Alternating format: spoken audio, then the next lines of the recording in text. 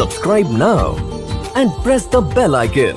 Never miss an update from Tips Official. 7 बजे रसायन विज्ञान यह प्रतिदिन वीडियो लाइव क्लास में बताया जाएगा। तो आप सभी विद्यार्थी इस लाइव क्लास से जुड़िए और प्रतिदिन वीडियो को देखकर एक अच्छे से नोट्स को बना लीजिए। तो इस भाग में आज हम लोग पढ़ेंगे आवेश। आवेश की परिभाषा पहले समझेंगे कि आवेश किसे कहते हैं। अब चैप्टर का नाम क्या है? वैद्युत आवेश। तो पहले तो आवेश की जानकारी रखना पड़ेगा कि आवेश किसे कहते हैं। आवेश की परिभाषा क्या है? तो बहुत आसान है। इलेक्ट्रॉनों के प्रवाह के दर को, किसके? इलेक्ट्रॉनों के प्रवाह के दर को आवेश कहते हैं। बहुत आसान परिभाषा है। तो यहाँ पे नोट कर लीजिए अपने कॉपी में। इलेक्ट्रॉनों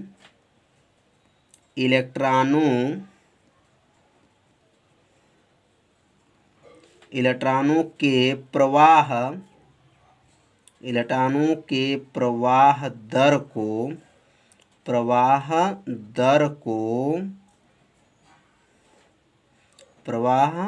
दर को आवेश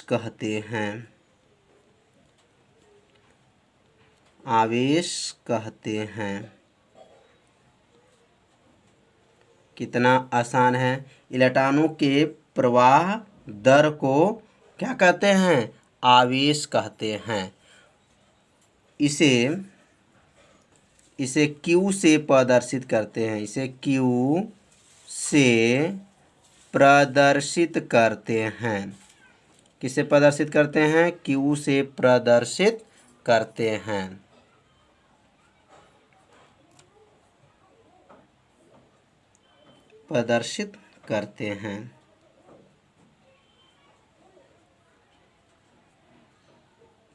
तो परिभाषा को अपने कॉपी में क्या कीजिए? नोट करते भी चलिए। तो इलेक्ट्रॉनों के प्रवाह दर को क्या कहते हैं? आवेश कहते हैं। इसे Q से प्रदर्शित करते हैं। अब यहाँ पे इसका दूसरा परिभाषा भी लिख सकते हैं। तो दूसरा परिभाषा क्या है? तो यहाँ लिखेंगे धारा और समय। लिखेंगे यहाँ पर धारा तथा समय के गुणनफल को आवेश कहते हैं। क्या लिखेंगे? धारा तथा समय के गुणनफल को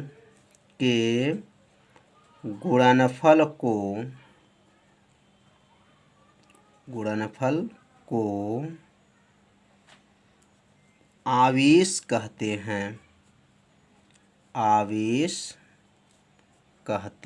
हैं। किसके गुणनफल को? धारा तथा समय के गुणनफल को क्या कहते हैं? आवेश कहते हैं। तो दो परिभाषा है। दोनों परिभाषा को अपने कॉपी में क्या कीजिएगा? नोट कर लीजिएगा कि इलेक्ट्रॉनों के प्रवाह दर को आवेश कहते हैं। इसे Q से प्रदर्शित करते हैं। और दूसरा परिभाषा लिख सकते हैं धारा तथा समय के गुणनफल को क्या कहेंगे? आवेश कहते हैं। अर्थात यहाँ सूत्र लिख लेंगे। और यहाँ सूत्र बनेगा कि आवेश का सूत्र क्या होता है? तो आवेश बराबर होता है धारा गुणे समय। क्या होता है? धारा गुणे समय। यह इसका सूत्र है आवेश का। तो आवेश का क्या हो गया? धारा गुणे समय। आवेश किससे प्रदर्शित करेंगे? तो आवेश को Q से प्रदर्शित करते हैं। और धारा को किससे प्रदर्शित करेंगे? तो धारा को I से प्रदर्शित करेंगे। और समय को किससे प्रदर्शित करेंगे? तो समय को T से प्रदर्शित करते हैं। तो यहाँ पे जो है सूत्र क्या बना? Q बराबर हो गया I गुणे T, मतलब आवेश बराबर हो गया धारा गुणे समय। तो परिभाषा समझ में आपको आ गया होगा, सूत्र भी समझ में आ गया होगा। तो इसे अपने कॉपी में क्या कीजिए? नोट करते चलिए। अब हम लोग पढ़ेंगे आवेश का मात्रक क्या होता है और आवेश का बीमा क्या होता है। तो आवेश का पहले मात्रक भी याद करेंगे और क्या याद करेंगे? बीमा। उसका बीमा क्या होता है? बीमा। तो आवेश का मात्रक ध्यान दीजिएगा, कंपटीशन में भी कई बार पूछा जा चुका है। तो आवेश का मात्रक बीमा समझेंगे। तो आवेश का सूत्र क्या बताया गया है? तो आवेश का सूत्र बताया गया है Q बराबर क्या होता है? तो Q बराबर होता है आई टी होता है। Q बराबर क्या होता है? आई टी होता है। अब यहाँ लिखेंगे Q का मात्रक, इसका मतलब किसका मात्रक? आवेश का मात्रक बराबर कर लेंगे और यहाँ लिखेंगे आई गुणे टी कोष्टक बंद करके का मात्रक। तो आई इंटू टी का लिख देंगे मात्रक। तो आई का मात्रक जो है कक्षा 10 में आप लोग पढ़े होंगे। आई मतलब वैद्युत धारा, और वैद्युत धारा का मात्रक क्या होता है? एम्पियर होता है। क्या होता है? एम्पियर। और समय का मात्रक क्या होता है? सेकंड होता है। तो क्या बन गया? Ampere second. एम्पियर सेकंड किसका मात्रक है? तो आवेश का मात्रक है। और एक और मात्रक होता है, तो आवेश का मात्रक कूलाम होता है। ध्यान दीजिएगा, तो आवेश का मात्रक कूलाम आप लोग को याद होगा, लेकिन एम्पियर सेकंड नहीं याद होता है। तो इसलिए एम्पियर सेकंड, अब कंपटीशन में जब आप एग्जाम देंगे तो कैसे परीक्षा में पूछा जाता है? एम्पियर सेकंड किसका मात्रक है? तो एम्पियर सेकंड किसका मात्रक है? तो किसका मात्रक है? आवेश का मात्रक होता है। तो जो मात्रक यहाँ बताया गया है यह किससे आया है? सूत्र से आ गया। और आवेश का मात्रक क्या होता है? कूलाम होता है। तो यह दो मात्रक आपका बताया गया। दोनों मात्रक को अपने कॉपी में क्या कीजिए? नोट कर लीजिए। अब यहाँ लिखेंगे आवेश का बीमा, मतलब क्यू का बीमा। क्यू का बीमा, तो क्यू का बीमा कैसे निकलेगा? तो क्यू का बीमा जब निकालेंगे तो यहाँ लिखेंगे आई गुणे टी कोष्टक बंद करेंगे और यहाँ क्या लिखेंगे? का बीमा। तो अब यहाँ आई का बीमा क्या होता है? तो क्लास 11 में आप लोग पढ़े होंगे। आई का जो बीमा होता है वह होता है ए, बड़ा कोष्टक में। हमेशा बीमा किस कोष्टक में लिखते हैं? बड़ा कोष्टक में। तो धारा का जो बीमा होता है ए होता है, और समय का बीमा क्या होता है? तो टी होता है। तो अब दोनों को मिला लेंगे तो क्या बने? A T. क्या हो गया? A T. तो ये आवेश का जो है बीमा क्या गया? ए टी होता है। याद रखिएगा, आवेश का बीमा ए टी होता है। अब आवेश का जो है मात्रक भी समझ लिए और क्या सीख लिए? बीमा भी सीख लिए। अब हम लोग पढ़ेंगे एक कूलाम की परिभाषा। अब यहाँ लिखेंगे एक कूलाम की परिभाषा। एक कूलाम की परिभाषा। तो यहाँ परिभाषा को सिखाया जाएगा कि परिभाषा कैसे बनाया जाता है। तो एक एक लाइन अपने कॉपी में नोट भी कीजिएगा और सीखते भी रहिए। तो एक कूलाम की परिभाषा बहुत आसान है। कैसे परिभाषा बनाएंगे? अब यहाँ लिखेंगे पहले यदि Q बराबर, मान लीजिए यहाँ पर जो है आवेश जो है, आवेश हमको एक कूलाम लाना है। तो यहाँ पे सबसे पहले लिखेंगे, थोड़ा यह मिस्टेक हो गया है, यहाँ पे लिखेंगे सबसे पहले यदि के पास लिखेंगे आई बराबर लिखिएगा 1 एम्पियर, मतलब धारा को 1 एम्पियर मान लीजिए। धारा कितना है? 1 एम्पियर। और टी बराबर मान लीजिएगा 1 सेकेंड। टाइम 1 सेकेंड और धारा कितना? 1 एम्पियर। तो अब यहाँ पे आप लोग को समझ में आ रहा होगा कि धारा को हमने कितने लिए हैं? 1 एम्पियर है, और समय कितना है? 1 सेकेंड है। तो यदि के नीचे यहाँ लिखिएगा तो के नीचे कामा, और कामा के नीचे जो है सूत्र लिखिए। सूत्र क्या होता है? तो Q बराबर होता है आई गुणे टी होता है। अब यहाँ क्या लिखेंगे? Q बराबर, यहाँ आई का मान कितना लिए हैं? तो 1 एम्पियर है। समय कितना है? तो 1 सेकंड है। Q में जब अब Q बराबर लिखेंगे, अब 1 में जब 1 का गुणा करेंगे तो 1 का नाम कितना हो जाएगा? 1, और इसका मात्रक क्या होता है? कूलाम होता है। तो एक कूलाम बनाने के लिए एक कूलाम, ध्यान दीजिएगा, एक कूलाम बनाने के लिए धारा कितना लेना पड़ेगा? तो धारा 1 एम्पियर और समय 1 सेकंड, तभी जा कर के एक कूलाम बनेगा। अगर यहाँ 2 रख दें तो 2 दूना कितना हो जाएगा? 4 कूलाम हो जाएगा। तो 4 कूलाम का परिभाषा नहीं बताना है, यहाँ पर एक कूलाम की परिभाषा बनाने के लिए धारा को 1 एम्पियर और समय को 1 सेकंड मानना पड़ेगा। मानने के बाद तभी जा कर के आवेश कितना आएगा? 1 कूलाम होगा। तो 1 कूलाम बनाने के लिए धारा हमने कितने लिए हैं? 1 एम्पियर। तो यहाँ पे लिख सकते हैं एक लाइन में कि 1 कूलाम कितने के बराबर है? तो लिखेंगे 1 एम्पियर की धारा, कितने एम्पियर की? 1 एम्पियर की धारा, 1 एम्पियर की धारा, 1 एम्पियर की धारा कितने सेकंड में? 1 सेकंड में। 1 एम्पियर की धारा 1 सेकंड में, 1 सेकंड में प्रवाहित होता है। 1 सेकंड में क्या होता है? प्रवाहित होता है, प्रवाहित होता है, होता है। तो चालक का आवेश, चालक का आवेश, चालक का आवेश 1 कूलाम कहलाता है, 1 कूलाम कहलाता है। तो 1 कूलाम बनाने के लिए धारा कितना लेना पड़ा? तो धारा 1 एम्पियर और समय 1 सेकंड। यहाँ 1 में 1 का गुणा किए तो 1 कूलाम। तो क्या नीचे यहाँ लिख देंगे कि अर्थात यहाँ लिख करके 1 एम्पियर की धारा 1 सेकंड में प्रवाहित होता है, तो चालक का आवेश 1 कूलाम कहलाता है। बहुत आसान उत्तर है। इस उत्तर को अपने कॉपी में क्या कीजिए? नोट कर लीजिए। अब हम लोग पढ़ेंगे आवेश के प्रकार। आवेश कितने प्रकार के होते हैं? तो यहाँ लिखेंगे आवेश के प्रकार, आवेश के प्रकार। तो आवेश कितने प्रकार के होते हैं? तो आवेश 2 प्रकार के होते हैं। आवेश कितने प्रकार के? 2 प्रकार के होते हैं। अब यहाँ लिखेंगे आवेश 2 प्रकार के होते हैं। आवेश कितने प्रकार के? 2 प्रकार के होते हैं, 2 प्रकार के होते हैं। अब पहला का नाम क्या है? तो पहला का नाम जो है धनात्मक आवेश है। क्या नाम है?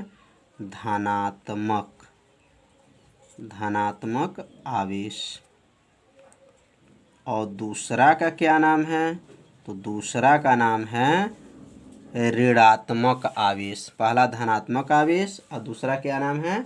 ऋणात्मक आवेश, ऋणात्मक आवेश। अब हम लोग सीखेंगे धनात्मक आवेश क्या होता है और उसके बाद से क्या सीखेंगे? ऋणात्मक आवेश क्या होता है। तो धनात्मक आवेश की परिभाषा को समझेंगे। धनात्मक आवेश, अगर धनात्मक आवेश की परिभाषा आपको याद हो गया तो समझिए ऋणात्मक आवेश की भी परिभाषा आपको क्या होगा? याद हो जाएगा। बस थोड़ा सा ध्यान दीजिए, परिभाषा आपको क्या होगा? याद हो जाएगा। तो इसका परिभाषा लिखेंगे, जब किसी वस्तु में इलेक्ट्रॉन की मात्रा कम होती है, बस ध्यान दीजिए, इलेक्ट्रॉन की मात्रा क्या हो? कम होती हैं, उसे को क्या कहेंगे? धनात्मक आवेश। और जहाँ पे इलेक्ट्रॉन की मात्रा अधिक होती हैं उसे क्या कहेंगे? ऋणात्मक आवेश। कितना आसान परिभाषा है। तो यहाँ लिखेंगे धनात्मक आवेश में जब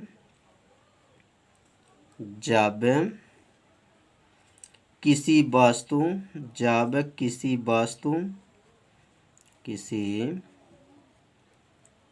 वस्तु में इलेक्ट्रॉनों की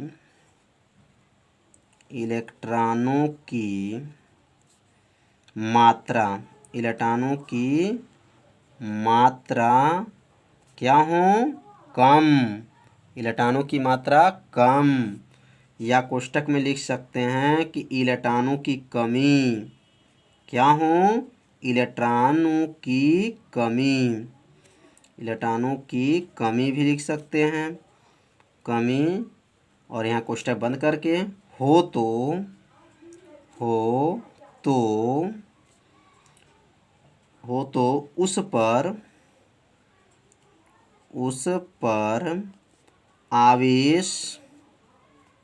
उस पर आवेश क्या होगा, धनात्मक आवेश, उस पर आवेश को क्या कहेंगे, उस पर आवेश को धनात्मक आवेश कहते हैं, धनात्मक आवेश कहते हैं, आवेश कहते हैं।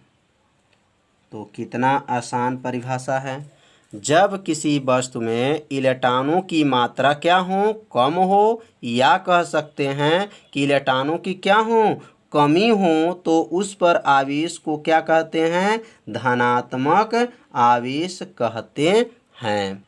तो समझ में आ गया होगा कि जहाँ इलेक्ट्रॉनों की जो मात्रा क्या हो जाए, कम हो जाए, या इलेक्ट्रॉनों की क्या हो जाए, कमी हो जाए, तो उस पर जो आवेश होता है वो क्या कहेंगे, धनात्मक आवेश कहते हैं। अब ऋणात्मक आवेश की परिभाषा अगर बनाना हो तो परिभाषा आप बना लेंगे, जहाँ कमी है वहीं पे क्या बोलेंगे, अधिकता बोल सकते हैं, वृद्धि बोल सकते हैं। तो अब यहाँ लिख सकते हैं ऋणात्मक आवेश। ऋणात्मक आवेश क्या हैं, अब इसका परिभाषा को समझेंगे। तो परिभाषा को एक एक लाइन समझिए और अपने कॉपी में से क्या कीजिए, नोट करते भी चलिए। तो अब यहाँ जो परिभाषा है, ऋणात्मक परिभाषा को कैसे परिभाषा बनाएंगे, तो क्या लिखेंगे, जब किसी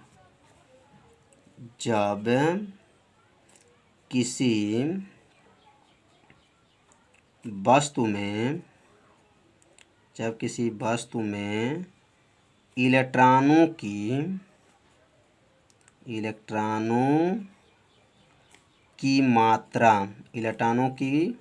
मात्रा कम के जगह पे क्या लिखेंगे, अधिक। जब किसी वस्तु में इलेक्ट्रॉनों की मात्रा क्या हो, अधिक, या कोष्टक में लिख सकते हैं इलेक्ट्रॉनों की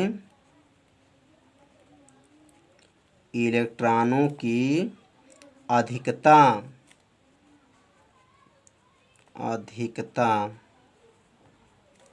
हो तो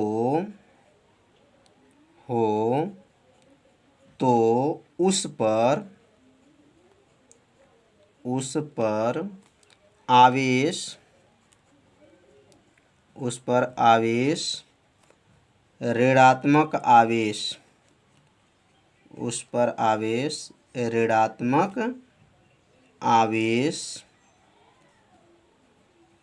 आवेश कहलाता है, या ऋणात्मक आवेश कहते हैं। तो धनात्मक और ऋणात्मक में क्या अंतर है, बस धनात्मक में इलेक्ट्रॉनों की जो मात्रा है वो क्या है, कम है, और या इलेक्ट्रॉनों की कमी हो उसे धनात्मक आवेश कहेंगे, और ऋणात्मक में क्या है, इलेक्ट्रॉनों के अधिकता हो तो उसे क्या कहेंगे, ऋणात्मक आवेश कहते हैं। तो दोनों आवेश आपको अच्छे से समझ में आ गया होगा।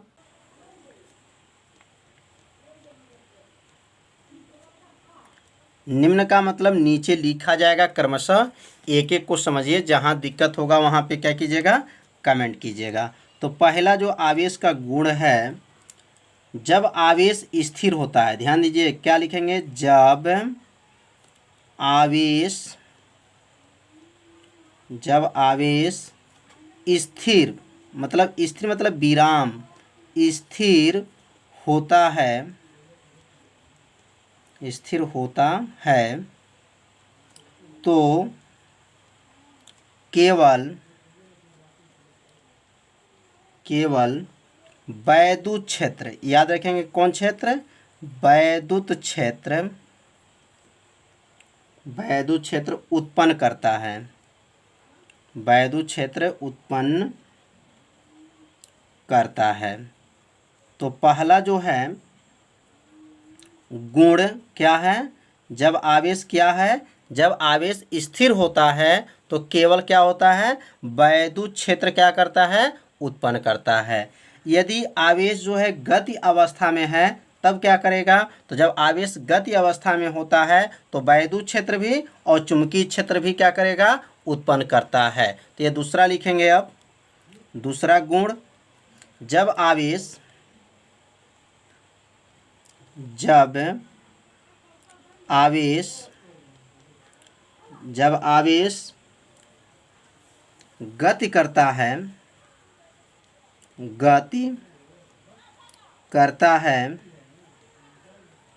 गति करता है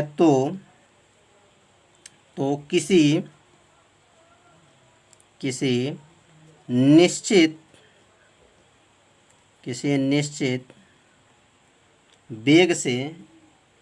वेग से हो, तो जब आवेश क्या करता हो, गति करता हो और एक निश्चित वेग से हो तो वैद्युत क्षेत्र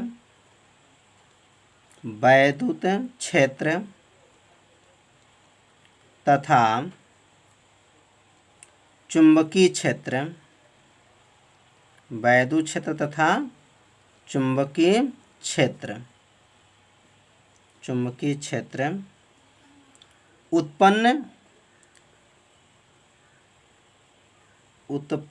होता है।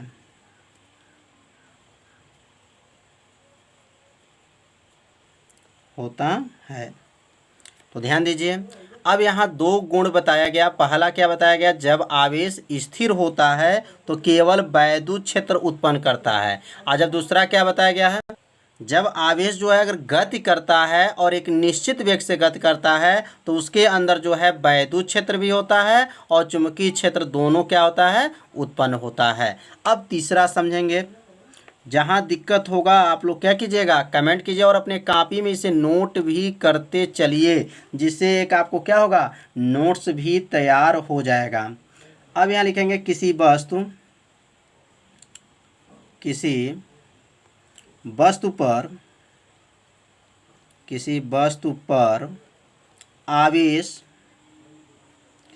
पर आवेश की मात्रा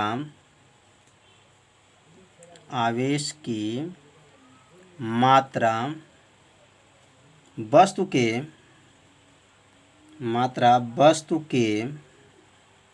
वेग पर निर्भर नहीं करती।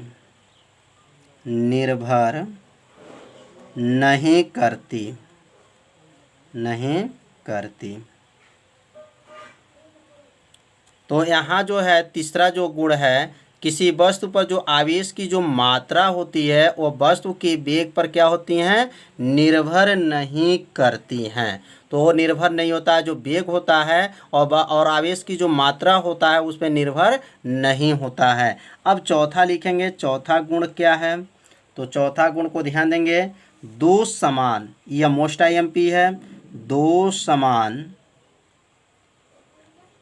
दो समान आवेश, दो समान क्या हो, आवेश एक दूसरे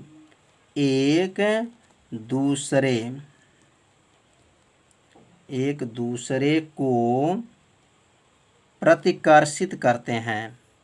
एक दूसरे को क्या करते हैं, प्रतिकर्षित करते हैं। मतलब यह, जब दोनों आवेश अगर समान हो, समान मीन्स बराबर हो तो दोनों एक दूसरे को क्या करते हैं, प्रतिकर्षित करते हैं। प्रतिकर्षित मतलब दूर होते हैं, और एक होता है आकर्षित होना। तो आकर्षित मतलब पास आना। तो जब पास कब आएंगे, जब दोनों आवेश जो है असमान रहेगा। ध्यान दीजिए, असमान रहेगा तो आकर्षित होगा, और समान रहेगा तो क्या रहेगा, प्रतिकर्षित होता है। अब यहाँ पांचवा जो गुण लिखेंगे, अब पांचवा तो यहाँ लिखेंगे दो असमान, दो क्या लिखेंगे, दो असमान आवेश, दो असमान क्या हो, आवेश एक दूसरे को क्या करते हैं, आकर्षित करते हैं, आकर्षित करते हैं, करते हैं। तो अब यहाँ समझ में आप लोग को आ गया होगा, जब आवेश समान होता है तो प्रतिकर्षित होता है, जब आवेश समान नहीं होगा, आवेश मतलब यहाँ पे अलग अलग आवेश होगा तो क्या होगा, आकर्षित होता है। तो प्रतिकर्षित और आकर्षित आप लोग को अच्छे से समझ में आ गया होगा। तो आवेश का गुण जो है 5 बताया गया, ये पांचों को अपने कॉपी में क्या कीजिए, नोट कर लीजिए। अब हम लोग पढ़ेंगे आवेशित करने की विधि, मतलब आवेशित करने की कितनी विधि है। तो यहाँ लिखेंगे आवेशित करने की कितनी विधि है, तो आवेशित करने की 3 विधि है। आवेशित करने की विधि, आवेशित करने की विधि।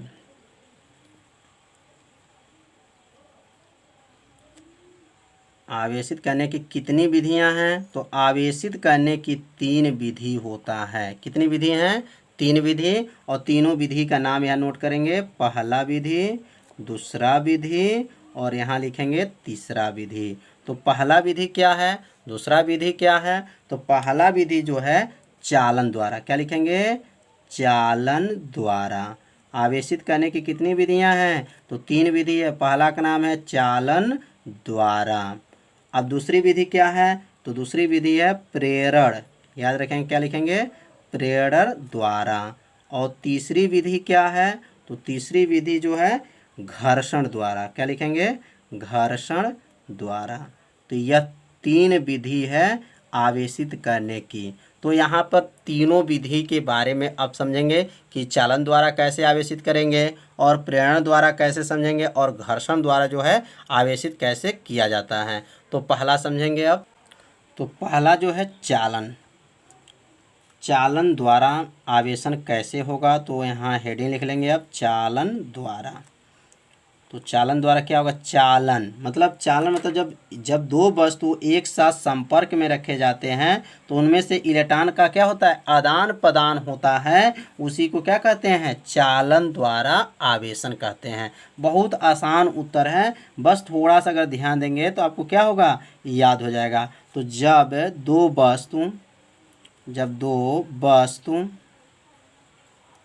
वस्तु एक साथ, दो वस्तु एक साथ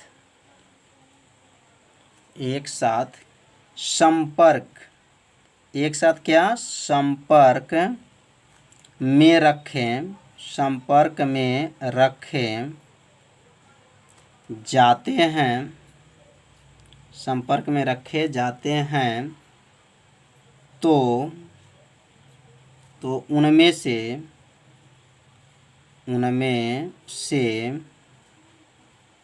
इलेक्ट्रॉन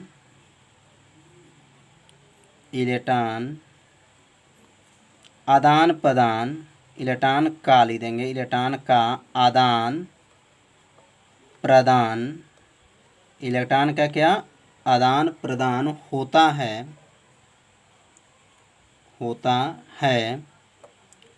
उसे चालन द्वारा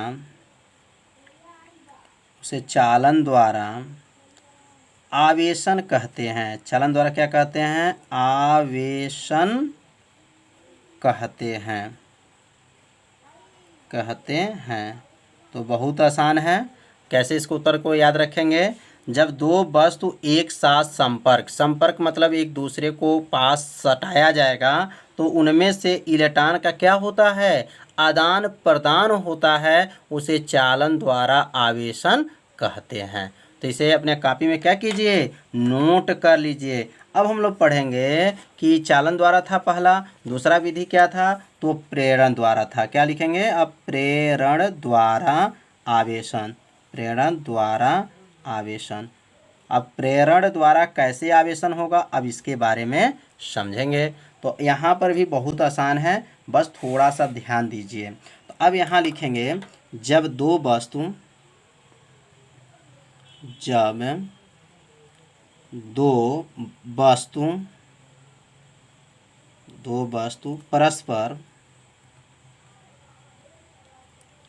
परस्पर एक साथ परस्पर एक साथ रखे हों और एक साथ रखे हों और उनमें से एक वस्तु पर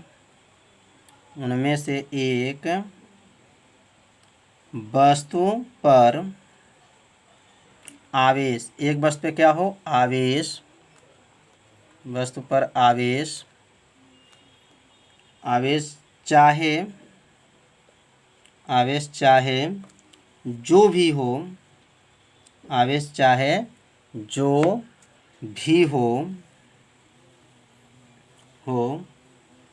और दूसरा वस्तु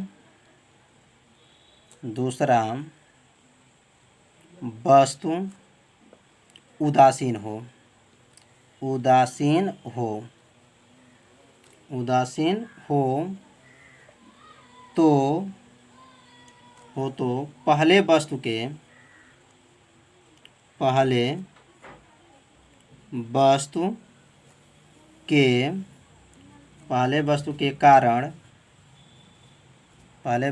कारण दूसरे वस्तु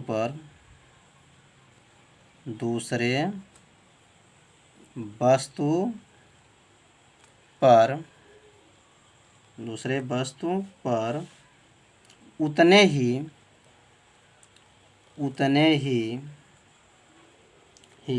कूलाम, उतने ही आवेश लिख सकते हैं, उतने ही आवेश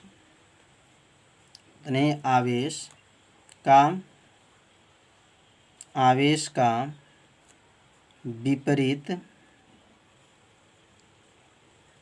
विपरीत आ जाता है।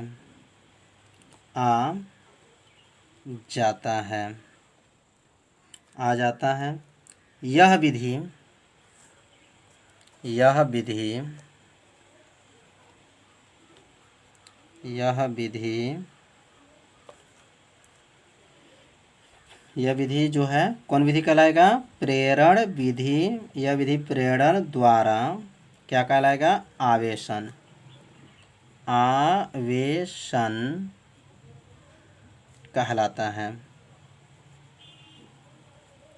कहलाता है। अब इसके बारे में समझेंगे। तो पहले ये जो लिखा गया है, इसके अर्थ के बारे में समझा जाएगा कि ये क्या है। प्रेरण द्वारा, जब दो वस्तुएं परस्पर एक साथ रखे हों, मतलब दो वस्तु हैं और एक साथ रखा गया है। तो मान लीजिए यहाँ दो वस्तुएं हैं, यहाँ पे जो है एक वस्तु मान लेते हैं, एक वस्तु यह है और एक वस्तु यह है। तो जब एक वस्तु एक साथ रखा गया है तो एक वस्तु पर आवेश चाहे जो भी हो, इस पे जो आवेश है मान लीजिए 10 कूलाम है। कितना है, 10 कूलाम का आवेश है। सी का मतलब कूलाम, 10 कूलाम का आवेश है। और दूसरा उदासीन हो, उदासीन का मतलब इसमें ना कोई आवेश नहीं है। उदासीन हो तो पहले वस्तु के कारण, अब इस वस्तु के कारण अगर दूसरे वस्तु पर आवेश विपरीत आ जाता है, मतलब ये 10 आवेश प्लस में है और यहाँ पे जो आ जाए तो कितना आ जाए, -10 आपका जो है कूलाम। सी मतलब कूलाम, यहाँ पे जो है प्लस आवेश है और यहाँ पे क्या हो जाए, माइनस, माने विपरीत आवेश आ जाए। तो यह आवेश अगर इस पे आ जाता है तो यह विधि का नाम क्या होगा, प्रेरण द्वारा आवेशन कहलाएगा। अगर यहाँ पे 8 कूलाम है, प्लस में 8 कूलाम है और इस पर भी -8 कूलाम आ जाए तो इस विधि को क्या कहेंगे, प्रेरण द्वारा आवेशन कहा जाता है। तो समझ में आ गया होगा कि एक जो है क्या हो, आवेशन हो, और दूसरा जो हमारा क्या हो, उदासीन हो। तो इसका आवेश अगर इस पे माइनस में आवेश आ जाता है तो इसी को क्या कहते हैं, प्रेरण द्वारा आवेशन कहते हैं। तो समझ में आ गया होगा। अब हम लोग पढ़ेंगे घर्षण द्वारा आवेशन। अब यहाँ लिखेंगे घर्षण द्वारा। घर्षण का मतलब जो होता है रगड़ना, स्पर्श करना। तो घर्षण द्वारा आवेशन कैसे होगा, जब ऐसे दो वस्तुओं को जब रगड़ा जाता है तो उसके अंदर क्या होते हैं, आवेशन हो जाते हैं। जैसे आप कलम लेकर के अगर सूखे बाल में रगड़ते हैं तो उसमें हमारा क्या आते हैं, आवेशन आ जाते हैं। तो इसी प्रकार यहाँ लिखेंगे जब जब दो वस्तुएं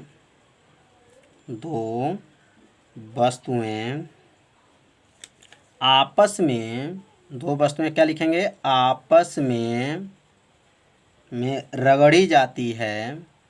जब दो वस्तुओं को आपस में क्या किया जाए, रगड़ी जाती है तो एक वस्तु से इलेक्ट्रॉन, अब एक वस्तु क्या होते हैं, इलेक्ट्रॉन, एक वस्तु से इलेक्ट्रॉन निकल कर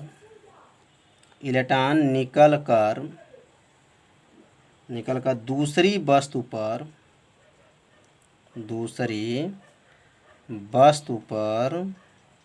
एक वस्तु से इलेक्ट्रॉन निकल कर दूसरी वस्तु में पहुंच जाती है, दूसरी वस्तु में पहुंच जाती हैं।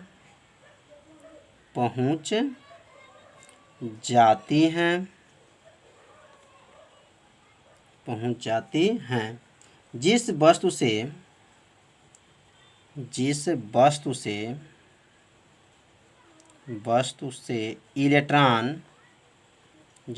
से इलेक्ट्रॉन निकलते हैं, इलेक्ट्रॉन क्या होते हैं, निकलते हैं, याद रखेंगे, जब जिस वस्तु से इलेक्ट्रॉन क्या होते हैं, निकलते हैं, उस पर धनावेश, जिस पे इलेक्ट्रॉन निकलते हैं उस पे क्या होता है, धनावेश, तथा जिस पर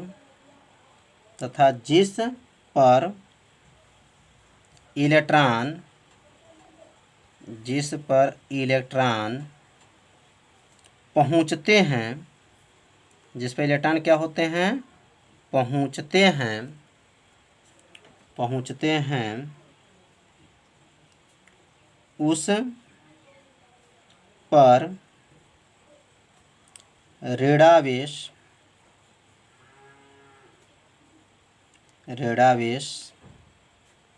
आ जाता है।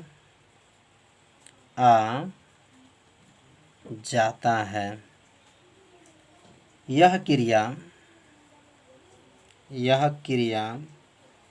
घर्षण द्वारा, यह क्रिया क्या कहलाएगा, घर्षण द्वारा आवेशन कहलाता है। घर्षण द्वारा क्या कहलाएगा, आवेशन कहलाती है।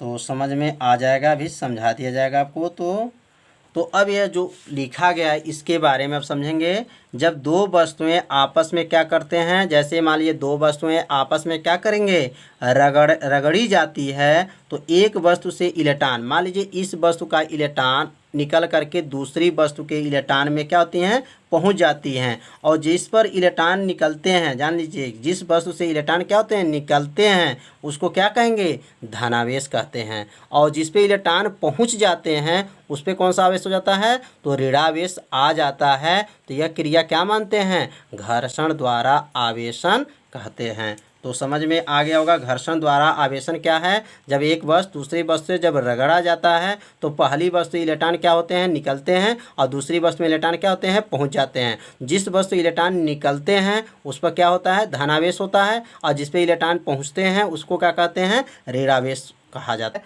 यही आवेश संरक्षण का नियम कहलाता है। तो बहुत आसान है, जैसे ऊर्जा संरक्षण का नियम आप लोग पढ़े हैं उसी प्रकार आवेश संरक्षण का नियम है। तो अब यहाँ लिखेंगे आवेश को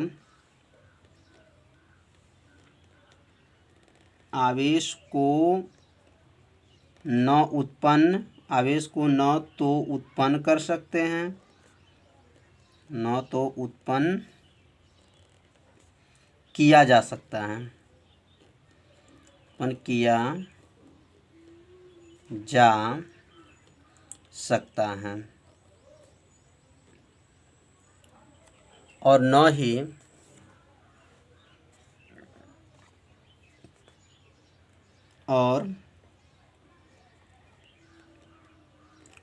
न ही नष्ट किया जा सकता है, नष्ट किया जा सकता है। तो कितना आसान है। आवेश को न तो उत्पन्न किया जा सकता है और न ही क्या किया जा सकता है, नष्ट किया जा सकता है। आवेश को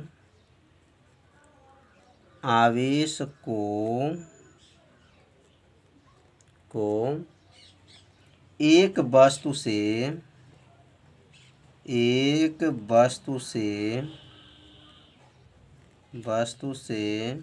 दूसरे वस्तु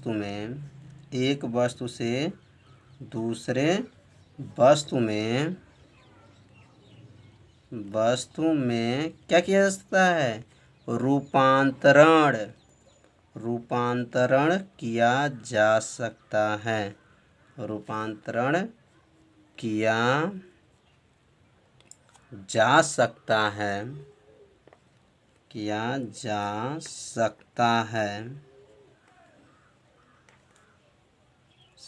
है, यह नियम ऊर्जा संरक्षण का नियम कहलाता। यह नियम आवेश, याद रखेंगे किसका, आवेश संरक्षण का नियम कहलाता है। आवेश संरक्षण का नियम कहलाता है।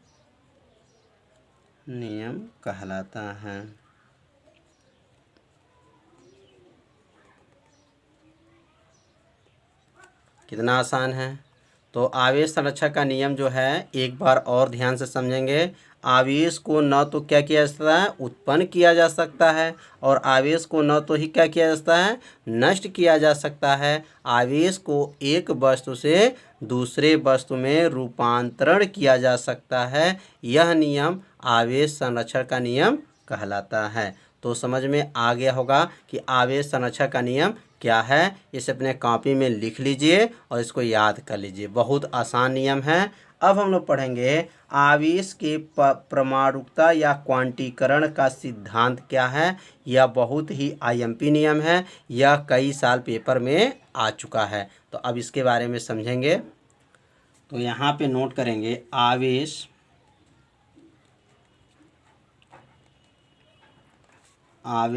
की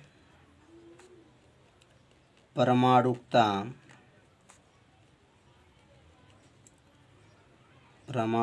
या क्वांटीकरण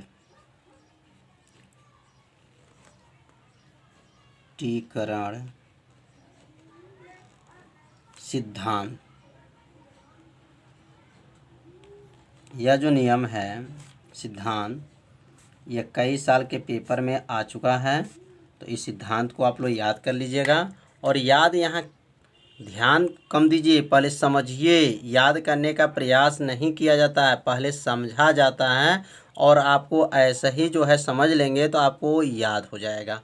तो यह जो फिजिक्स है ये गणित है। गणित जैसे गणित लगाया जाता है ऐसे ही आपको फिजिक्स भी आगे चल के पढ़ना है। तो अब जो हमारा क्या है, आवेश के परमाणुकता या क्वांटीकरण सिद्धांत क्या है।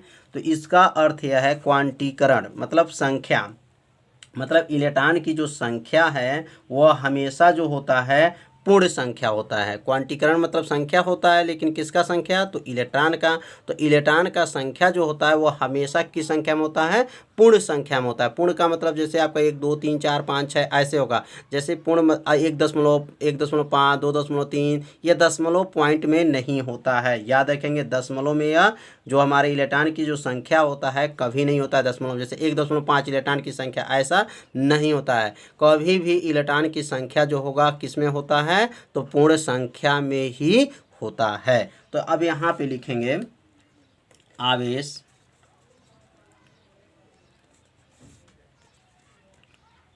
आवेश के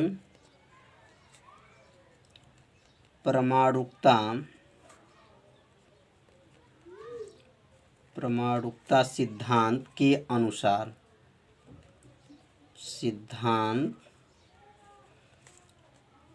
के अनुसार। अब यहाँ से जो है परिभाषा को अब यहाँ पे लिखा जाएगा।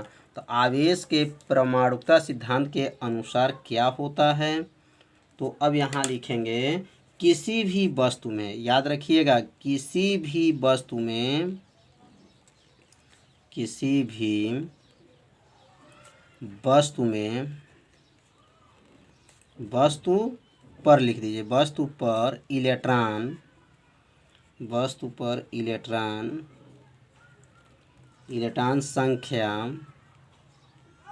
इलेक्ट्रॉन संख्या हमेशा, इलेक्ट्रॉन संख्या हमेशा एक पूर्ण संख्या होता है। कौन संख्या होता है? एक पूर्ण संख्या होता है। याद रखिएगा, पूर्ण संख्या होता है, संख्या होती है, होती है।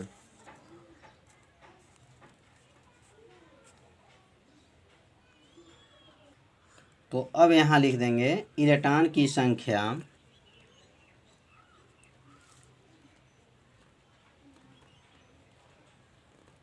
इलेक्ट्रॉन की संख्या, संख्या को विभाजित, को विभाजित नहीं किया जा सकता, विभाजित नहीं किया जा सकता, जा सकता।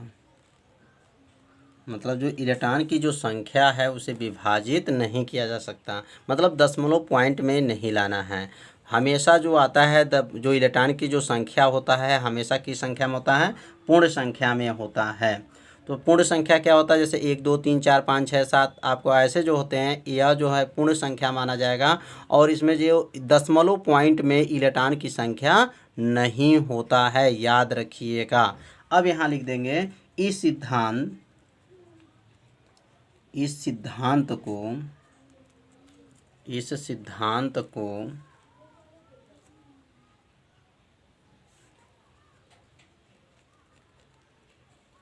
सिद्धांत को आवेश की, आवेश की क्वांटीकरण सिद्धांत कहते हैं। आवेश की क्या कहते हैं? क्वांटीकरण, क्वांटीकरण सिद्धांत कहते हैं, सिद्धांत कहते हैं। तो आवेश के क्वांटीकरण सिद्धांत समझ में आ गया होगा आप लोग को। और इसे अपने कॉपी में क्या कीजिए, नोट भी करते चलिए, जिससे आपको क्या होगा, आपको याद भी होता रहेगा। तो आवेश के क्वांटीकरण संख्या से क्या पता चला कि जो इलेक्ट्रॉन की जो संख्या होती है वह सदैव जो होती हैं पूर्ण संख्या होती हैं, और इसको जो इलेक्ट्रॉन की जो संख्या होती है वो विभाजित नहीं किया जा सकता है। इस सिद्धांत को ही क्या कहेंगे? आवेश का क्वांटीकरण सिद्धांत कहते हैं। तो अब हम लोग पढ़ेंगे वैद्युत क्षेत्र क्या है। तो वैद्युत क्षेत्र क्या होता है? तो वैद्युत के चारों ओर का वह क्षेत्र जिसके अंतर्गत किसी पिंड को अपनी ओर क्या कर लें, आकर्षित कर लें, वैद्युत क्षेत्र कहलाता है। तो यहाँ लिख सकते हैं कि वैद्युत का चारों ओर का वह क्षेत्र, वैद्युत का चारों ओर, चारों ओर का, वैद्युत का चारों ओर का वह क्षेत्र, वह क्षेत्र जिसके अंतर्गत, वह क्षेत्र जिसके अंतर्गत, जिसके अंतर्गत, जिसके अंतर्गत किसी पिंड को, किसी पिंड को या किसी वस्तु को भी लिख सकते हैं, किसी पिंड को अपने ओर, किसी पिंड को क्या कर ले, अपने ओर आकर्षित कर लें, अपने ओर क्या कर लें, आकर्षित कर लें, आकर्षित कर लें क्या लिखें, वैद्युत के चारों ओर का वह क्षेत्र जिसके अंदर किसी पिंड को अपने ओर क्या कर लें, आकर्षित कर लें, वैद्युत क्षेत्र कहलाता है। वैद्युत क्षेत्र कहलाता है। तो बहुत आसान परिभाषा है, इसे अपने कॉपी में भी क्या करिए, नोट कर लीजिए कि वैद्युत के चारों ओर का वह क्षेत्र जिसके अंतर्गत किसी पिंड को अपने ओर क्या कर लें, आकर्षित कर लें, वैद्युत क्षेत्र कहलाती है या वैद्युत क्षेत्र कहलाता है। तो समझ में आ गया होगा। अब हम लोग पढ़ेंगे वैद्युत क्षेत्र की तीव्रता। तो अब पढ़ेंगे वैद्युत क्षेत्र की तीव्रता। तो वैद्युत क्षेत्र की जो तीव्रता है इसका परिभाषा जो है बनाना सिखाया जाएगा। वैद्युत क्षेत्र की तीव्रता, तो वैद्युत क्षेत्र की तीव्रता में ध्यान देना है, सूत्र अगर याद है तो इसकी परिभाषा क्या करेंगे, बना लेंगे। तो इसका परिभाषा पहले यहाँ लिख दे रहे हैं और उसके बाद से आपको परिभाषा बनाना सिखाएंगे। तो एकांक वैद्युत क्षेत्र में भी क्या पढ़े हम लोग, वैद्युत क्षेत्र पढ़े हैं। तो लिखेंगे आपका वैद्युत क्षेत्र में, किस क्षेत्र में, वैद्युत क्षेत्र में एकांक धनावेश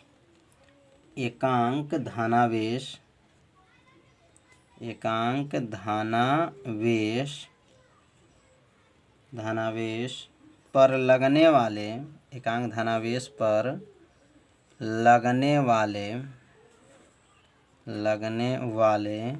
वैद्युत बल को, लगने वाले कौन बल को, वैद्युत बल को वैद्युत क्षेत्र की तीव्रता कहते हैं। वैद्युत क्षेत्र की तीव्रता कहते हैं। इसे याद रखेंगे, इसे ई से प्रदर्शित करते हैं। इसे ई से प्रदर्शित करते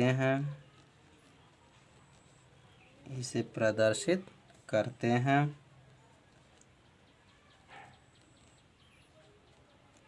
तो वैद्युत क्षेत्र में एकांक धनावेश पे लगने वाले वैद्युत बल को वैद्युत क्षेत्र की तीव्रता कहते हैं। इसे ई से प्रदर्शित करते हैं। यह एक सदिश राशि है। यह एक सदिश राशि है। तो अब यह परिभाषा कैसे बना, अब इसके बारे में समझेंगे। तो अब यहाँ सूत्र लिखेंगे वैद्युत क्षेत्र की तीव्रता। वैद्युत क्षेत्र की तीव्रता, वैद्युत क्षेत्र की तीव्रता। तो वैद्युत क्षेत्र की तीव्रता का सूत्र क्या होता है, तो यहाँ सूत्र याद रखिएगा, वैद्युत बल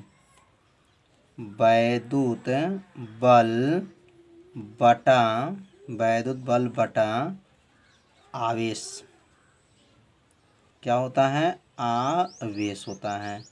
अब इसी सूत्र से इसकी परिभाषा को क्या किया गया है, बनाया गया है। अब देखेंगे ध्यान से, ये बट्टे के नीचे क्या लिखा गया है, आवेश लिखा गया है। तो जब आवेश बट्टे के नीचे है, तो जब भी बट्टे के नीचे जो शब्द लिखा गया है उसको ध्यान दीजिएगा, एकांक पढ़ा जाता है। क्या पढ़ा जाता है, एकांक। तो एकांक धन आवेश को, एकांक धन आवेश पर लगने वाले कौन से बल, वैद्युत बल को वैद्युत क्षेत्र की तीव्रता कहते हैं। इसी में इसका परिभाषा छिपा हुआ है, बस थोड़ा सा ध्यान दीजिए, परिभाषा को क्या होगा, याद हो जाएगा। तो कैसे बोलेंगे, एकांक धनावेश पर लगने वाले कौन से बल, वैद्युत बल को वैद्युत क्षेत्र की तीव्रता कहते हैं। इसे किससे प्रदर्शित करते हैं, तो इसे ई से प्रदर्शित करते हैं। अब यहाँ लिखेंगे ई बराबर हो जाएगा, वैद्युत बल किससे प्रदर्शित करेंगे, वैद्युत बल को एफ से, और आवेश को किससे प्रदर्शित करेंगे, क्यू से। तो ई बराबर क्या आ गया, एफ बटा क्यू।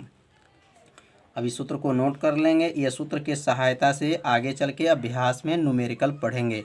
तो E बराबर एफ बटा क्यू। तो एफ का नाम क्या है? वैद्युत। एफ का नाम वैद्युत बल और क्यू का नाम आवेश और ई का नाम वैद्युत क्षेत्र की तीव्रता। अब हम लोग पढ़ेंगे वैद्युत क्षेत्र की तीव्रता का मात्रक क्या होता है। तो यहाँ लिखेंगे वैद्युत क्षेत्र की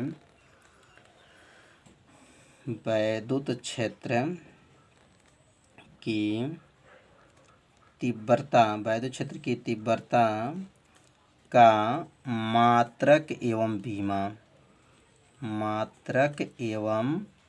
बीमा। इसका मात्रक क्या होगा और इसका बीमा क्या होगा। अब मात्रक बीमा समझेंगे। अभी हम लोग पढ़े हैं E बराबर, सूत्र क्या पढ़े हैं?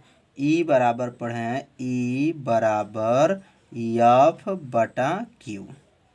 तो अब दूसरे लाइन से लिखेंगे E का मात्रक मतलब वैद्युत क्षेत्र की तीव्रता का मात्रक। इधर हो जाएगा एफ बटा क्यू का मात्रक। अब एफ का मात्रक क्या होगा? तो एफ बटा क्यू का मात्रक, एफ का मात्रक क्या होगा? तो एफ का मात्रक जो होगा न्यूटन होगा। क्या होगा? न्यूटन। बल का मात्रक क्या होता है? तो न्यूटन होता है। और आवेश का मात्रक क्या होता है? तो कूलाम होता है। तो क्या हो गया? न्यूटन प्रति कूलाम। तो यह किसका मात्रक आ गया? वैद्युत क्षेत्र की तीव्रता का मात्रक आ गया न्यूटन प्रति कूलाम। तो समझ में आ गया होगा कैसे मात्रक निकाला गया। एफ का मात्रक न्यूटन, क्यू का मात्रक कूलाम होता है। अब हम लोग पढ़ेंगे वैद्युत क्षेत्र की तीव्रता का क्या? बीमा। तो यहाँ लिखेंगे ई का बीमा। यहाँ लिख देंगे ई का बीमा बराबर हो जाएगा और यहाँ लिखेंगे एफ बटा क्यू का बीमा। अब इसका बीमा नोट कर लेंगे। तो एफ का बीमा क्या होगा? तो एफ का बीमा क्लास आप लोग 11 में पढ़े होंगे कि एफ का बीमा क्या होता है। मतलब बल का बीमा होता है, याद रखिएगा, यम एल टी पे -2। यम एल टी पे -2। अगर आप बीमा नहीं जानते हैं तो क्लास 11 के वीडियो अपलोड है बीमा पार्ट। उस बीमा का वीडियो आप लोग ज़रूर देख लीजिए कि बीमा कैसे निकाला जाता है। प्लेलिस्ट में है भौतिक विज्ञान क्लास 11 में बीमा है, वहां से जाकर के उस वीडियो को देख सकते हैं। तो आप लोग ज़रूर बीमा अगर नहीं जानते हैं तो वीडियो ज़रूर देखिए। यम एल टी पे -2 किसका बीमा है? तो यह बल का बीमा है। और आवेश का बीमा क्या होता है? तो आवेश का बीमा याद रखिएगा AT होता है। आवेश का बीमा क्या होता है? AT होता है। तो यह ऊपर जो लिखे बीमा ये बल का और नीचे जो बीमा लिखे हैं आवेश का बीमा AT। अब यह T जो है ऊपर जाएगा तो यहाँ -2 घात है और यह एक घात ऊपर जाएगा तो -3 घात हो जाएगा। और ये जो है यहाँ पर एक घात है, ऊपर जब जाएगा तो माइनस घात हो जाएगा। तो अब यहाँ लिखेंगे बीमा बराबर करके यम, क्या आएगा? यम यल टी पर -3, टी पर कितना? -3 और ए का क्या हो जाएगा? इनवर्स, एक ऊपर -1 को स्टेप बंद कर देंगे। बीमा क्या गया? यम यल टी पे -3 ए का इनवर्स। टी पे -3 कैसे आया? -2 और यहाँ पर 1 है, ऊपर जाएगा -1 हो जाएगा तो -2 -1 मिल करके -3 होगा। और ए जो है यहाँ पर एक घात है, ऊपर जाएगा तो -1 घात हो जाएगा। तो आज का पढ़ाई आप लोग करना है, यह नियम आपको बनाना है। यह नियम कैसे बनेगा आज सिखाया जाएगा इस वीडियो में, इसलिए इस वीडियो को आप लोग पूरा देखिए जिससे आपको अच्छे से समझ में आ जाए। तो यहाँ लिखेंगे इस नियम के अनुसार, इस नियम के अनुसार, नियम के अनुसार अब यहाँ से जो है, अब इस नियम के अनुसार क्या है नियम, अब इस नियम को यहाँ पे नोट किया जाएगा। तो लिखेंगे दो स्थिर, ध्यान दीजिएगा, दो स्थिर आवेशों, दो स्थिर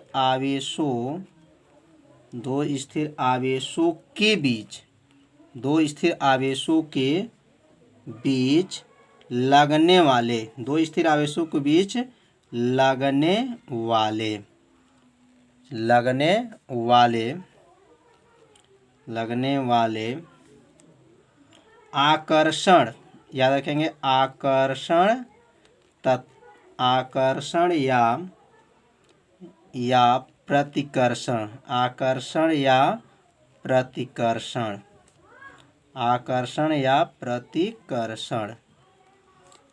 बल, आकर्षण तथा प्रतिकर्षण बलों के, आकर्षण तथा प्रतिकर्षण बलों के, यहाँ पे जो है प्रतिकर्षण बल, तो आकर्षण या प्रतिकर्षण बल उन आवेशों के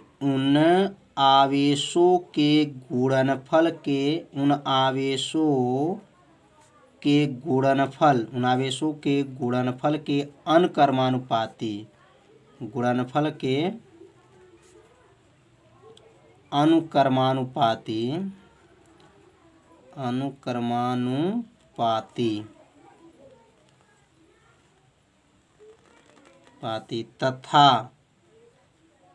तथा उनके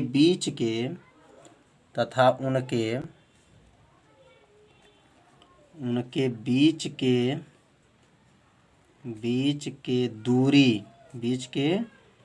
दूरी के वर्ग के व्युत्क्रमानुपाती होता है। बीच के दूरी के वर्ग के क्या होता है? व्युत्क्रमानुपाती होता है, व्युत्क्रमानुपाती होता है। तो अब यहाँ पे इसके बारे में समझेंगे यह कैसे बना है, और यहाँ लिख देंगे इस नियम को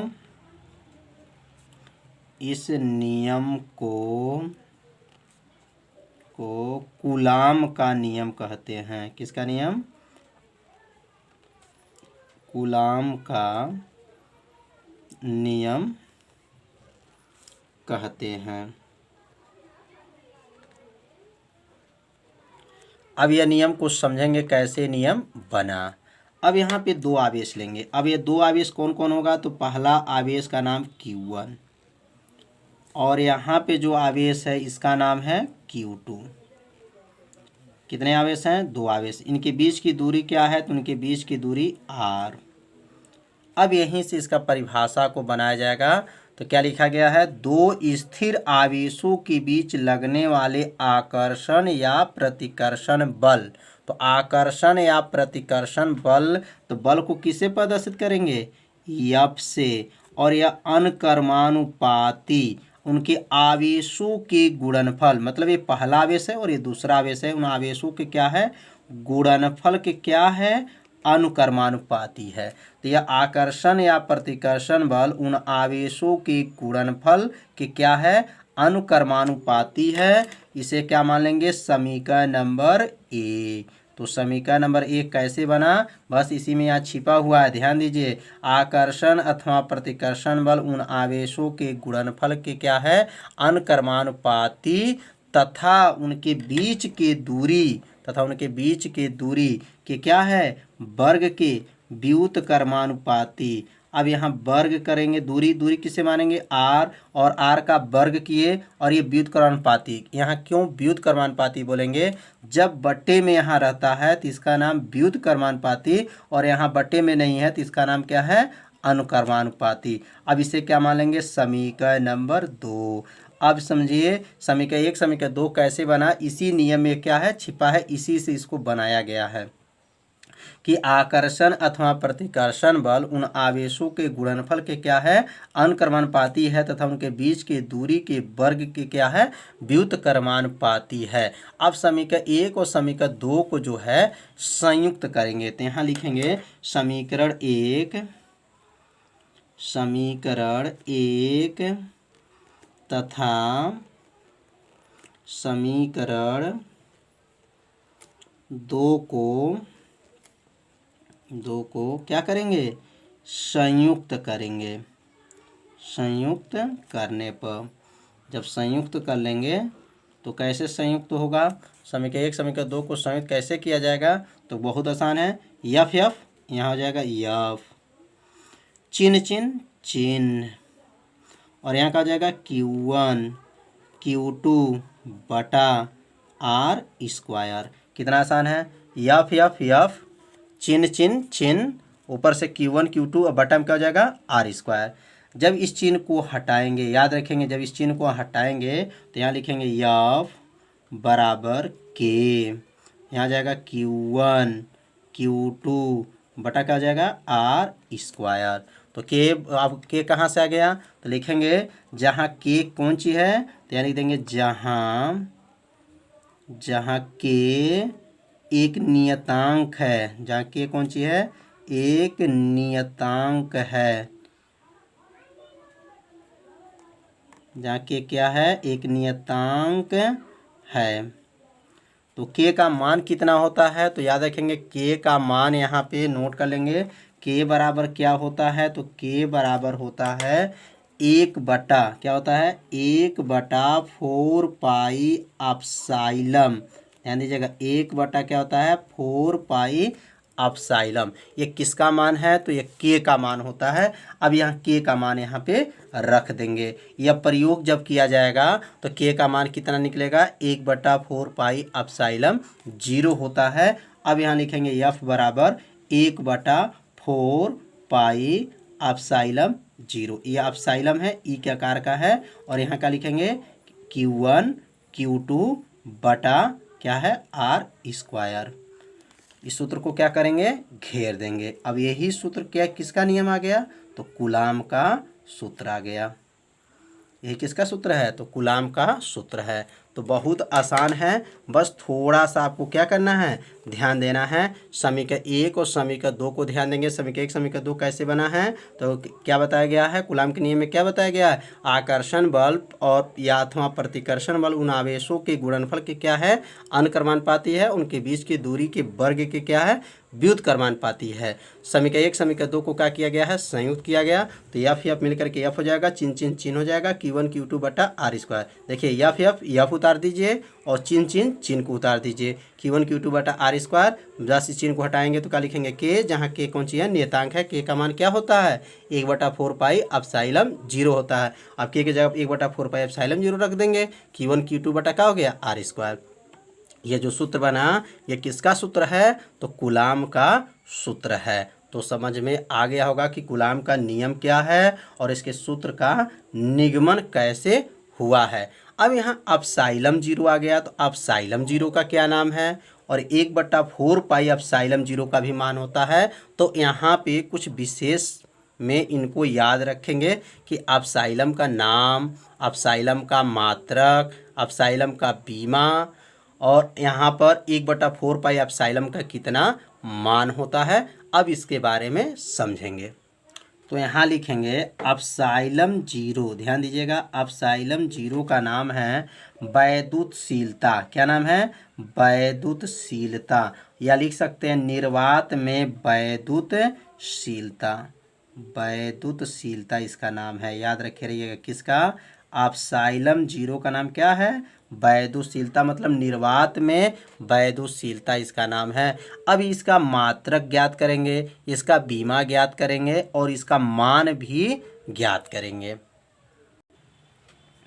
अब यहाँ नोट करेंगे वैद्युतशीलता एप्सिलॉन 0 का मात्रक एवं बीमा। तो इसका मात्रक एवं बीमा क्या होता है, अब इसको सीखेंगे। तो अभी हम लोग पढ़े हैं कूलाम का जो सूत्र होता है, क्या पढ़े हैं कूलाम के सूत्र से, एफ बराबर क्या सूत्र है, 1 बटा 4 पाई एप्सिलॉन 0, और क्या पढ़े हैं Q1 Q2 बटा क्या है आर स्क्वायर। ये किसका सूत्र है, तो कूलाम का सूत्र है। तो इसमें जो है एप्सिलॉन का जो है मात्रक बताना है। तो अब क्या करेंगे, इस एप्सिलॉन को एफ के पास भेज देंगे और एफ यहाँ नीचे चलाएगा। तो सूत्र क्या बन जाएगा, सूत्र बनेगा तब एप्सिलॉन 0 बराबर, अब सूत्र बनाएंगे तो क्या बनेगा, 1 बटा 4 पाई, 1 बटा 4 पाई, और यहाँ क्या है Q1 Q2 बटा, और यहाँ एप्सिलॉन ऊपर चला गया और एफ कहाँ आ जाएगा नीचे, तो एफ आर स्क्वायर। तो किसका सूत्र बन गया, अपसाइलम जीरो का सूत्र बन गया कि 1/4 पाई Q1 Q2 बटा एफ आर का स्क्वायर। अब यहाँ लिखेंगे अपसाइलम जीरो का मात्रक, अपसाइलम जीरो का मात्रक मतलब वैद्युतशीलता का मात्रक। अब इधर क्या हो जाएगा, 1/4 पाई Q1 Q2 बटा क्या लिखेंगे एफ आर स्क्वायर का मात्रक, का मात्रक। अब यहाँ पे जो है 1/4 पाई, अब 4 पाई का जो है मात्रक नहीं होगा और यहाँ पर 4 का भी और पाई का मात्रक नहीं होता है। और आवेश का मात्रक क्या होता है, तो यहाँ आवेश 2 है तो यह पहला आवेश का मात्रक क्या हो जाएगा, कूलाम, और दूसरा आवेश का भी मात्रक क्या बनेगा, कूलाम। तो आवेश का मात्रक कूलाम और यहाँ लिखेंगे बटा है तो बटा कर लीजिए। बल का मात्रक क्या होता है, तो न्यूटन, और आर का नाम क्या है, दूरी, तो दूरी का मात्रक क्या होता है, मीटर, तो मीटर का स्क्वायर। अब कूलाम में जब कूलाम का गुणा करेंगे तो क्या लिखेंगे, कूलाम का स्क्वायर, कूलाम का स्क्वायर हो जाएगा। प्रति, यह देखिए बटा है, इसको प्रति भी कहा जाता है। अब यहाँ का लिखेंगे न्यूटन, न्यूटन मीटर का स्क्वायर। तो किसका मात्रक आ गया, अपसाइलम जीरो का मात्रक आ गया कूलाम का स्क्वायर प्रति न्यूटन मीटर का स्क्वायर। अब हम लोग सीखेंगे अपसाइलम का बीमा क्या होता है। तो अपसाइलम जीरो का बीमा, अपसाइलम जीरो का बीमा बराबर हो जाएगा 1/4 पाई, यहाँ लिखेंगे Q1 Q2 बटा एफ आर स्क्वायर का बीमा। अब यहाँ बीमा लिखेंगे तो बीमा कैसे लिखेंगे, तो अब यहाँ पे जो है बराबर कर लेंगे, 1/4 का पाई का बीमा नहीं होगा क्योंकि ये नियतांक है, इसका बीमा नहीं होगा। और यहाँ आवेश है तो पहला आवेश का क्या होगा, AT। बीमा को याद रखिएगा, बड़े कोष्टक में लिखते हैं AT, यहाँ 2 आवेश है इसलिए 2 बार लिखेंगे AT। बल का बीमा क्लास 11 में आप लोग पढ़े होंगे। यदि आप बीमा नहीं जानते हैं तो प्लेलिस्ट में फिजिक्स क्लास 11 का वीडियो है, वहाँ पे बीमा बताया गया है, आप वहाँ जा कर के उस वीडियो को देख लीजिए। बीमा आपको बीमा क्या होगा, आप लोग सीख जाएंगे। तो इसलिए उस वीडियो को आप लोग क्या कीजिए, ज़रूर देखिए बीमा कैसे निकाला जाता है। तो यहाँ बल का बीमा क्या होता है, तो MLT पर -2 होता है, और दूरी का क्या होता है, तो L स्क्वायर होता है। L जैसे यहाँ पे स्क्वायर है तो स्क्वायर कर देंगे, मतलब दूरी का बीमा तो L होता है और यहाँ स्क्वायर है तो क्या करेंगे, स्क्वायर। अब इसको कैसे सॉल्व करेंगे, तो यहाँ पे देखेंगे A कितना है, तो यहाँ पर A जो है 2 है, तो यहाँ लिखेंगे A का स्क्वायर हो जाएगा, T का स्क्वायर हो जाएगा, बटा हो जाएगा, और नीचे कितना है, तो M और L देखेंगे 1 और L 2 मिलके कितना हुआ, L के पावर 3 T के पावर -2। तो यह जो बीमा जो बना है कैसे बना, L में जब L स्क्वायर का गुणा करेंगे तो L के ऊपर कितना घात होगा, तो 3 घात होगा, और T पे क्या होगा, -2 हो जाएगा। अब क्या होगा, यह ऊपर जाएगा, M ऊपर जाएगा, L ऊपर जाएगा, T ऊपर जाएगा, तो अब बीमा क्या बन जाएगा, M के पावर 1 है। जब ये ऊपर जाएगा तो क्या बनेगा, M का इनवर्स हो जाएगा। L ऊपर जाएगा तो L के पावर -3 घात हो जाएगा, -2 घात, और यह -2 घात जब ऊपर जाएगा तो +2 घात होगा, तो 2 घात मिलेगा तो कितना हो जाएगा, T के ऊपर कितना घात, 4 घात हो जाएगा, और 1 ऊपर कितना घात है, तो 1 ऊपर 2 घात है।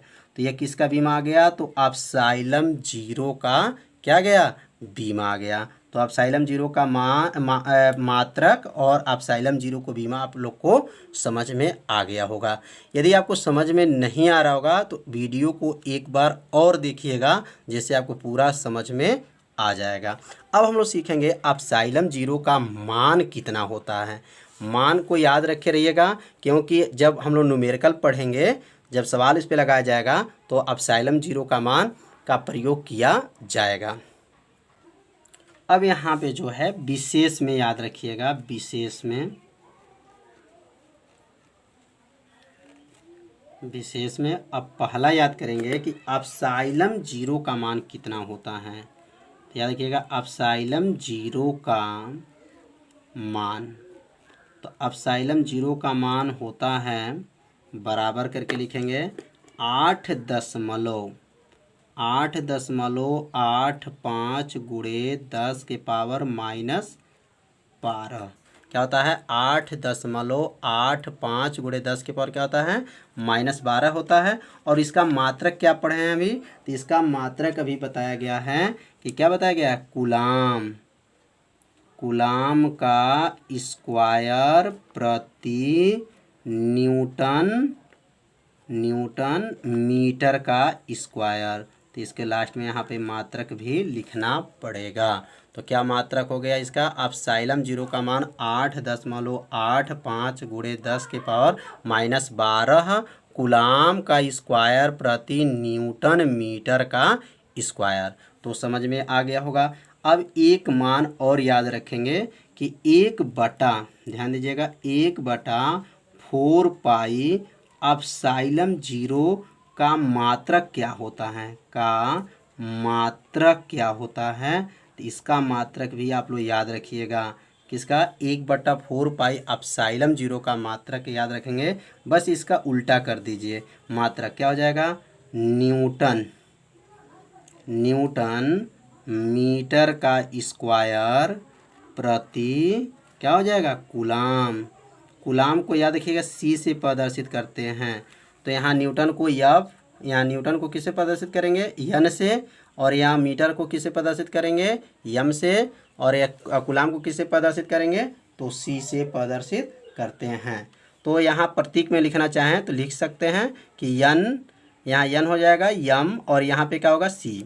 तो 1/4 पाई एप्सिलॉन जीरो का मात्रक याद रखिएगा न्यूटन मीटर का स्क्वायर प्रति क्या होता है, कूलाम का स्क्वायर होता है। अब इसका मान कितना होता है, इसका मान भी याद रखेंगे, 1/4 पाई एप्सिलॉन जीरो का मान कितना मान होता है, तो इसका मान याद रखेंगे 9 गुणे 10 के पावर 9। कितना होता है, 9 गुणे 10 के पावर 9। और यहाँ मात्रक यही नोट कर लेंगे, न्यूटन मीटर का स्क्वायर प्रति कूलाम का स्क्वायर। तो 1/4 पाई एप्सिलॉन जीरो का मान कितना हो गया, 9 गुणे 10 के पावर 9। याद रखे रहिएगा, 9 गुणे कितना, 10 के पावर 9 न्यूटन मीटर का स्क्वायर प्रति कूलाम का स्क्वायर। तो यह तीन विशेष जो है बहुत ही IMP है। इसी तीनों के सहायता से आगे चल के जब न्यूमेरिकल का प्रयोग करेंगे तो इनका प्रयोग करना पड़ेगा। तो आज का पढ़ाई आप लोग को समझ में आ गया होगा। आज जो बताया गया बहुत ही महत्वपूर्ण नियम बताया गया है। अपने कॉपी पे से लिखते भी चलिए और एक अच्छे से नोट्स को भी क्या कीजिए, तैयार कर लीजिए। तो